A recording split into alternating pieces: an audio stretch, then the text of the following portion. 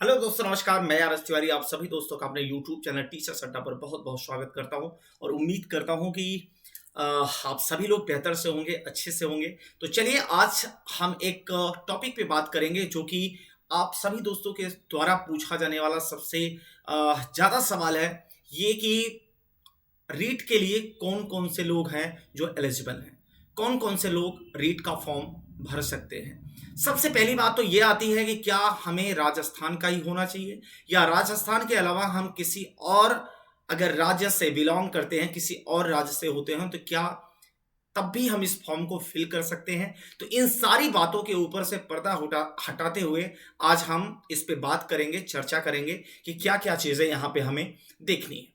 तो ध्यान से देखिएगा मेरे भाई, अगर हम रीट एग्जाम की बात करें तो ये दो लेवल में पूछा जाता है। एक लेवल 1 होता है और एक लेवल 2 होता है। लेवल 1 बेसिकली प्राइमरी के लिए होता है और जूनियर के लिए होता है लेवल 2। सबसे पहले हम यही बात करते हैं कि आप कहाँ के होने चाहिए, यानी डोमिसाइल आपका कहाँ होना चाहिए। डोमिसाइल यानी कि निवास की बात करते हैं, हम लोग की बात कर रहे हैं, यानी कि आपका निवास कहाँ होना चाहिए। याद रखना मेरे भाई, निवास यानी कि डोमिसाइल की हम बात करते हैं कि आपका डोमिसाइल कहाँ का होना चाहिए। तो दोस्त, अगर हम यहां पे बात करें तो आप इंडियन होने चाहिए बस।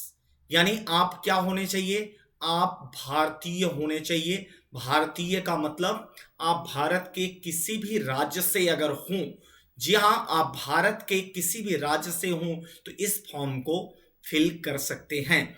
या अगर आप विदेशी हैं और भारत में आप रह रहे हैं और भारत की नागरिकता आपको मिल चुकी है तो भी आप इस फॉर्म को भर सकते हैं, तो भी इस फॉर्म को आप फिल कर सकते हैं।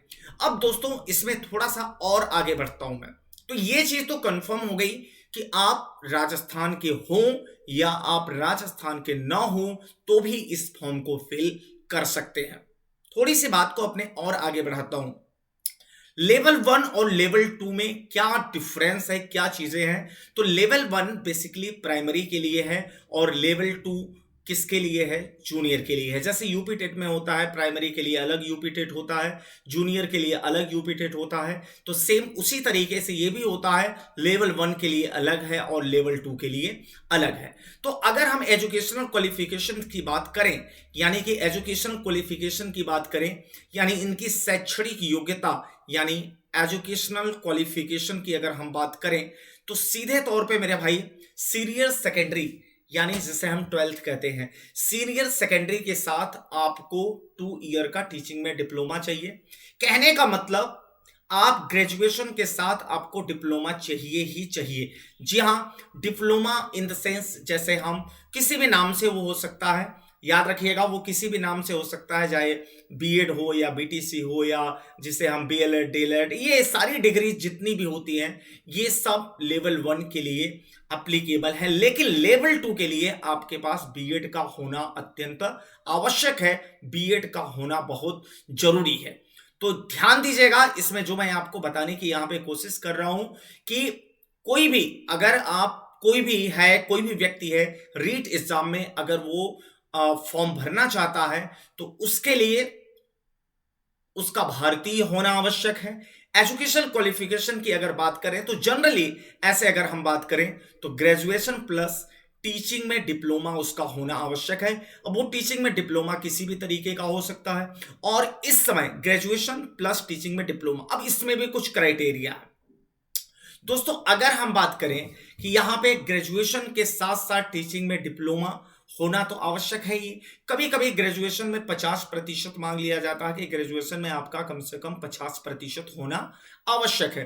तो वहां पे भी परसेंटेज की बात होती है। जैसे यूपी में अगर आप बीएड करना चाहते हैं तो ग्रेजुएशन में आपका 50% होना आवश्यक है।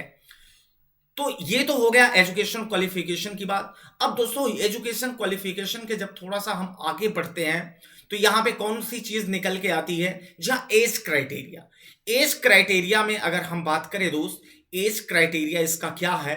तो एज क्राइटेरिया में अगर बात करें, इसके आयु की बात करें तो आयु में 9 बार, यानी कि आप मिनिमम 18 ईयर के होने चाहिए। जी हां, आप मिनिमम 18 ईयर के होने चाहिए, आप इस एग्जाम में एलिजिबल हैं। जी हां, निश्चित तौर पे आप भारत के किसी भी राज्य से बिलोंग करते हो, अगर आप राजस्थान रीट एग्जाम में अप्लाई करना चाहते हैं तो आपके पास टीचिंग में डिप्लोमा यानी ग्रेजुएशन के साथ टीचिंग में डिप्लोमा होना चाहिए।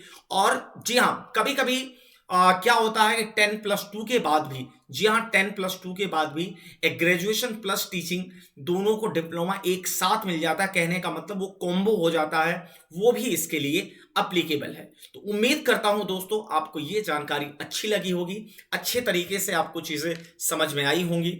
जो मैंने आपको बताया अच्छे तरीके से आप चीजें समझ गए होंगे।